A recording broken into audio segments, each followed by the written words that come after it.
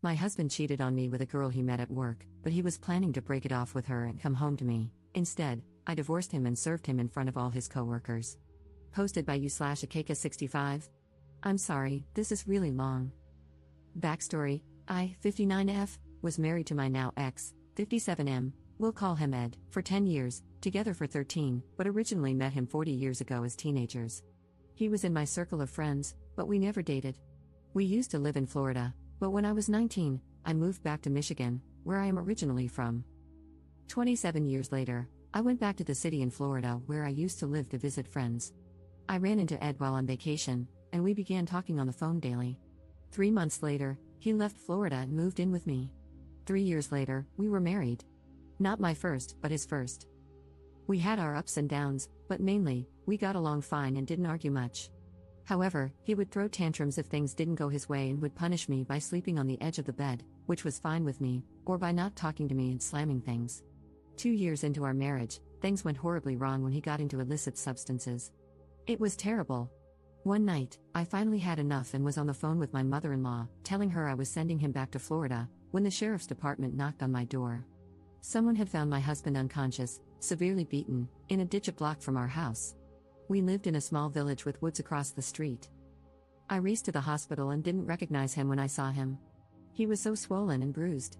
Now, my husband was a man who could fight, and he was strong. Come to find out, it took 3 men to do this. They thought they could rob him since it was payday, but he had been home and had purposely left his wallet at home. I sat with him 24/7 while he was in neuro/trauma ICU. I slept on a couch in his room, prayed over him, bathed him, and took care of him even after he came home. This actually saved his life.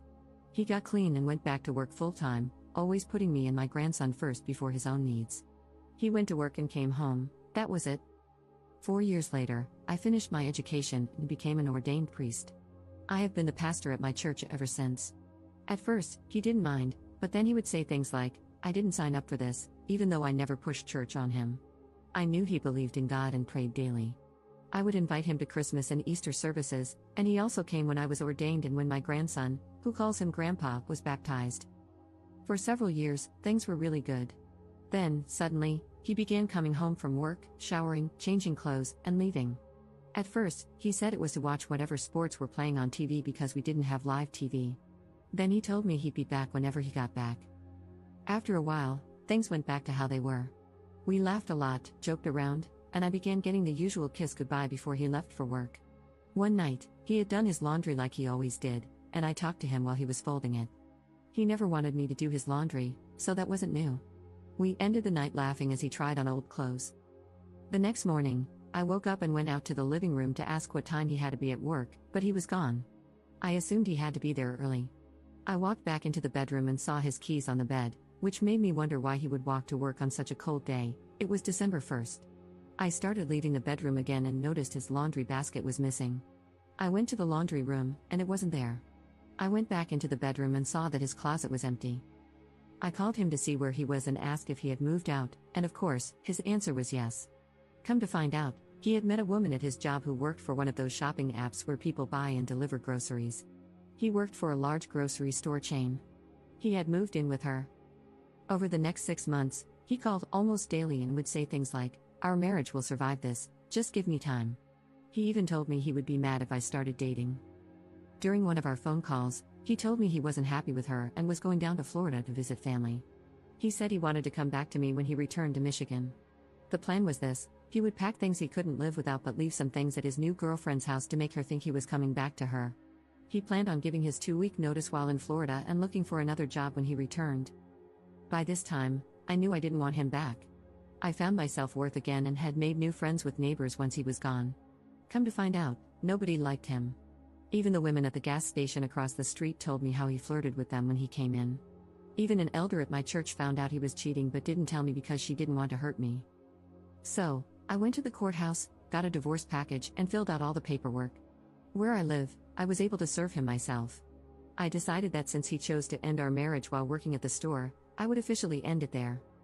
The day before he was supposed to fly to Florida, I made sure I looked really good, new hairstyle, makeup, and a gorgeous outfit. I went to his job, found him, and handed him the divorce papers. I told him he was wrong. Our marriage wasn't surviving this. You should have seen his face. He was actually upset, with tears in his eyes, and for a moment, I felt bad. Then I reminded myself of what he had done to me.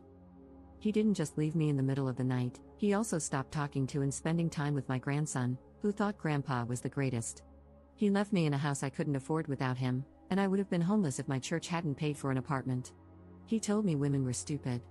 He actually thought he could come home as if nothing had happened.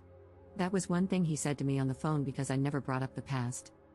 Last week, 6 months after our divorce was final, my car was repossessed. When we were together, he got 2 loans, and I agreed to use my SUV as collateral because I never pictured my life without him. He stopped paying on his loans, so they took my car. I wasn't notified because they sent him the letters. They wanted me to pay off his loans to get it back. I burst out laughing and said that would never happen. So, my question is, was I the jerk for serving him the way I did? Relevant comments. Commenter. Not the jerk for serving him. My only question is, why did it take you so long? Ops response. I felt broken at first. Then my niece passed away. Then my own health fell apart, and I was in the hospital for 31 days, so I had to build my strength back up. Also, I didn't want to tell my congregation that I was getting a divorce, but mainly, it was my health. Commenter 2. Truly, there's not enough bad stuff that can happen to this human vermin. Did he violate any court orders when he defaulted on the 2 loans and caused the repossession? By the way, your grandson is best served by having no contact with this Jekyll/Hyde persona. Ops response. Unfortunately, no, he didn't. I had forgotten about the loans when I filed for divorce. We always had separate accounts. What made me mad was when I called our credit union about my car being gone, and they got rude and told me they had sent a letter to my church. They didn't know I am the pastor. I said, I am the pastor, and all of the mail gets put on my desk. There was never a letter. That was last Monday. Then, on Wednesday, a letter from the credit union came stating my car was going to be taken. They mailed it to me the same day I called, 2 days after the car was taken. I'm not inconvenienced without a car. My daughter and grandson moved in with me, and we share her car now. Commenter 3.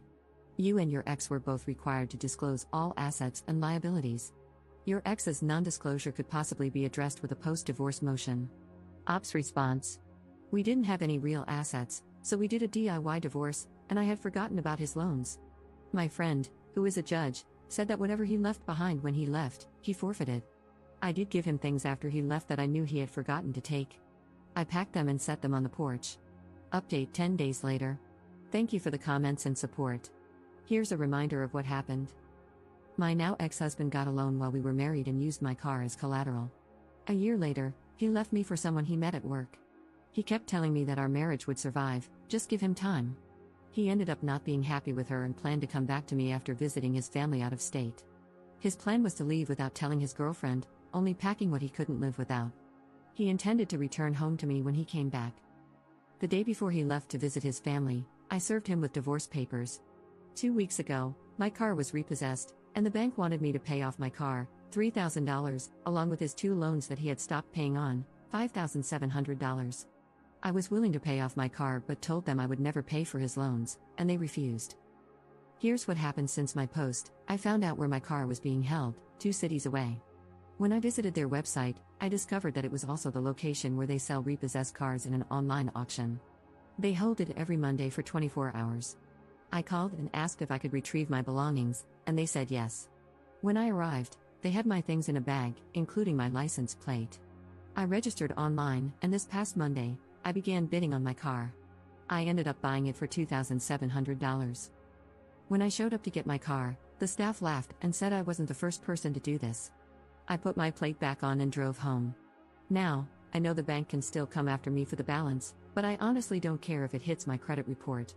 I don't use credit cards, and in October, my daughter closed on a brand new house.